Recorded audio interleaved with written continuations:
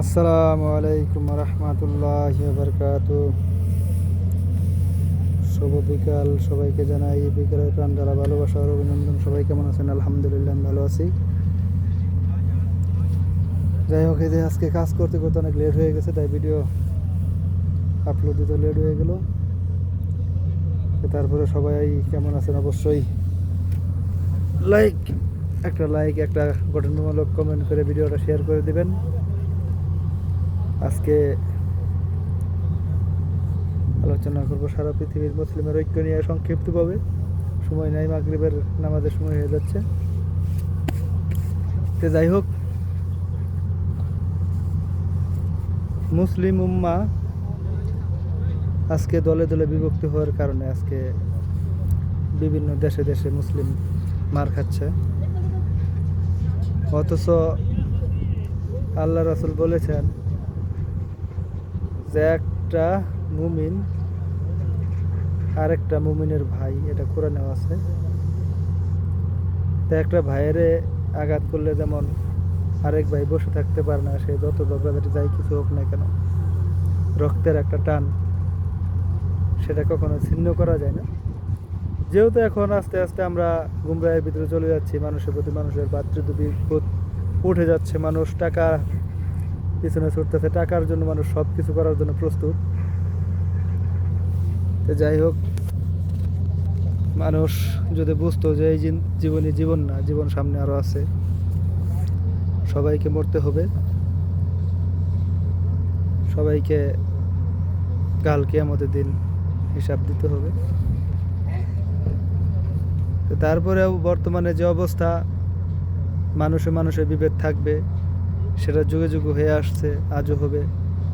কারণ শয়তান শুধু মুসলমানদেরকে ধোঁকা দেওয়ার জন্যই, কারণ ইহুদি খ্রিস্টান তারা তো খুদই শয়তান, তাদের পিছনে শয়তান যাওয়ার প্রয়োজন নাই। তাই যাই দুই চারজন ভালো মানুষ আছে তাদের পিছনে শয়তান সবসময় লেগে থাকে, তাদের দিয়ে যে একটা খারাপ কাজ করাইতে পারে তাতেই শয়তান খুশি, নিজেকে ধন্য মনে করে। তো আজকে পৃথিবীতে মুসলমানের এই অবস্থা হওয়ার কারণ মুসলমান নিজেই। কারণ আল্লাহ বলছেন যে মানুষ সূরাতুল রুমের 41 নম্বর আয়াতে জোহারাল ফাসাদু ফিল বাররি ওয়াল বাহরি বিমা কাসাবাত আইদিয়ান নাসি, এই আয়াতটা সম্পূর্ণ এখন মনে আসতেছে না। যাই হোক, সূরা রুমের 41 নম্বর আয়াত আল্লাহ বলতেছেন যে এই মানুষের যে বিপর্যয়, স্থলে জলে যেখানে এই মানুষের উপরে আযাব আর গজব নাজিল হচ্ছে, এটা মানুষের হাতের কামাই। আমরা যা কামাই করতেছি সেটাই আমাদের উপরে আসতেছে। আজকে আমরা কিছু টাকা পয়সা কামানোর জন্য, কিছু অর্থের লোভে যে যার মতো একটা করে দল বানাইতেছে। ইসলামকে টুকরা করতে করতে করতে করতে এতই টুকরা টুকরা করেছি, মানে এক পীরে আরেক পীরের মুরিদ দেখতে পারে না, আরেক পীরে আরেক পীরের মুরিদ দেখতে পারে না। ও বলে আমার বাবা পাহাড় দিয়ে উইরা যা, ও বলে আমার বাবা সাগর দিয়ে ভাইসা যা, ও বলে আমার বাবার এত ক্ষমতা, মরাকে জিন্দা করে আলা, আমার বাবা সব গায়েব জানে। এই এক এক দল উপদল মুসলমানের ভিতরে, এক এক মাজাব আর বিভিন্ন ফেরকা দেয়া যে মানুষ দিনে দিনে বিভ্রান্ত করে রাখছে। তো এগুলা আর কিছু না, আলেম ওলামা করে কিছু পয়সা কামানোর দান্দা, আর সুর দিয়া এই কইরা বিভিন্ন কাহিনী কইরা ওয়াজ করে যাতে লোকজন তারা হায়ার করে নেয়। ঘন্টার পর ঘন্টা ওয়াজ করে যা একটা কোরআন আয়াত বলে না, বললেও সেটার অপব্যাখ্যা করে। তাদের যে সমস্ত আয়াতগুলো তাদের পক্ষে যা, মানে কিছু কিছু সাদৃশ্য, সেগুলাকে তারা উপস্থাপন করে, সেটাকে উল্টা সিধা মানুষের কাছে উপস্থাপন করে। তো এই সমস্যার থেকে উত্তোলন পাওয়ার একটাই রাস্তা, সেটা হলো কোরআন আর হাদিস। মানুষ পাপ করবেই, পাপের আল্লাহ মানুষকে সৃষ্টি করেছে, মানুষের ভিতরে একটি বৈশিষ্ট্য আছে যে মানুষ তার ইচ্ছা শক্তি আল্লাহ তাকে দিয়েছে, সে যা ইচ্ছা ভালো করলে ভালো করতে পারবে, পাপ করলে পাপ করতে পারবে। তো যে যে কর্ম করবো তার সেই ফলের হিসাব হবো। কিন্তু এই ইসলামকে যারা দলে দলে বিভক্ত করে ইসলামটাকে দুর্বল করে দিতে যাচ্ছে, এই মুসলমান নামক মুনাফেক, এদের যে শাস্তি হবে আল্লাহ কোরআনে কাফেরদের বিষয়ে একটা সূরা নাজিল করছে, সূরাতুল কাফিরুন, 6টা ছোট ছোট 6টা আয়াতে। আর মুনাফেকদের বিষয়ে আল্লাহ একটা সূরা নাজিল করেছে, সূরাতুল মুনাফিকুন। এই সূরার 11টা আয়াত পুরো 1.5 পৃষ্ঠা যাবত এই মুনাফেকদের বিষয়ে বলছে। তাহলে দেখেন কাফেরদের চেয়ে মুনাফেকরা আরো ভয়ঙ্কর।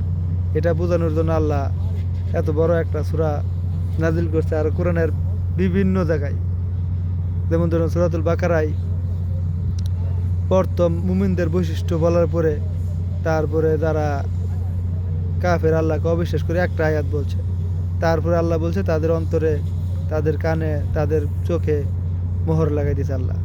তারপরে শুরু করে এই 7 নাম্বার আয়াত থেকে শুরু করে পুরোপুরি 13টা আয়াত 20 নাম্বার আয়াত পর্যন্ত আল্লাহ মুনাফেকদের বিষয়ে আলোচনা করছে, যে তারা সমাজে বিশৃঙ্খলা সৃষ্টি করবে, তারা নিজেকে মুসলিম দাবি করবে, ঠিক আছে, ইমানদার দাবি করবে, কিন্তু তারপরে তারা কি একবার মুসলমানদের পক্ষে বলবো আমরা ইমান আনছি, আবার কাফেরদের সাথে যায় মিলিত হয়ে বলবে আমরা তাদের সঙ্গে হাসি তামাশা করি।